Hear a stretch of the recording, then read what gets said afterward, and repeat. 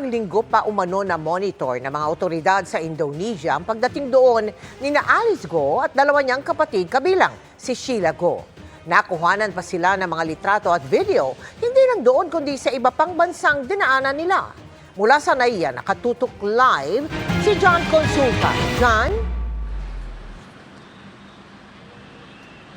Mel, dahil nga sa close coordination nito mga nakarang araw ng Bureau of Immigration dito sa Pilipinas at ng kanilang mga counterparts doon naman sa Indonesia ay na-monitor nila ang galaw nitong si Banban Mayor Alice Guo at sa ating pagkakaroon nga ng access na eksklusibo nating nakuha ang detalye ng mga galaw ng mga otoridad na nauwi sa pagkakaaresto ni Cassandra Leong, itong isa sa mga incorporator ng Lucky South 99 at si Sheila Guo, ang isa sa mga kapatid ng alkalde. July 18, ayon sa surveillance, lumapag sa Kuala Lumpur sina Alice Guo, dalawang kapatid, at si Cassandra Leong ang kinatawan ng Pogo Hub sa Porac, Pampanga. Sa litratong ito, nakuha noong July 21, kita si Alice Guo na may bitbit na pink bag kasamang isang babae sa airport paalis ng Malaysia.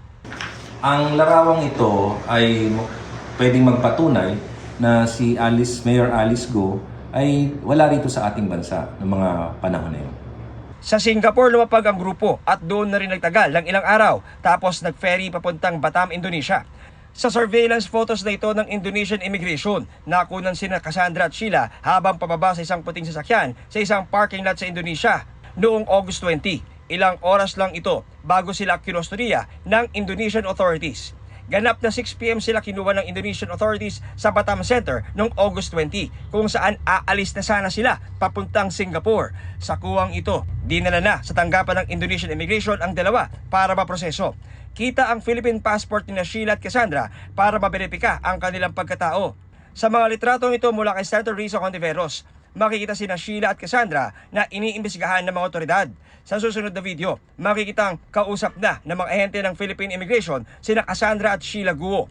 Ayon sa source, dahil sa close coordination ng Philippine Bureau of Immigration at kanilang counterparts sa Indonesia noon pang isang linggo, na monitor ang magpasok ng grupo sa Indonesia. Gumulong ang hiling ng BI dahil sa kanilang ipinalabas na mission order. Kinustodiya raw ang dalawa dahil sa undesirability at misrepresentation. Ayon pa sa source, may nakuwang Chinese passport mula kay Sheila Guo. Sa videong ito, makikita ang pulong ng Indonesian authorities kasama mga agents ng BI at NBI para tutukan ang paghabol kay Wesley at Alice Guo. Kanina, dinala ng Indonesian Immigration at Philippine BI agents sina Cassandra at Sheila sa airport sa Jakarta para tuluyang madala pabalik ng Pilipinas. Sa isang punto, ineksamin pa ang kanilang mga gamit bago papasukin sa loob ng paliparan para mailipad pabalik ng Pilipinas.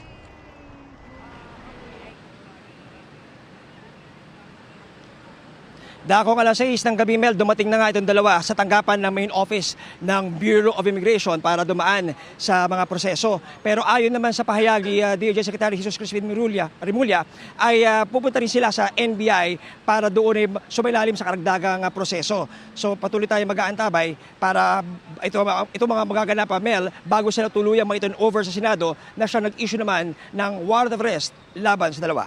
Yan ang litas mo na rin sa NAIA Terminal 1, Balisay, Mel. Maraming salamat sa iyo, John Consulta.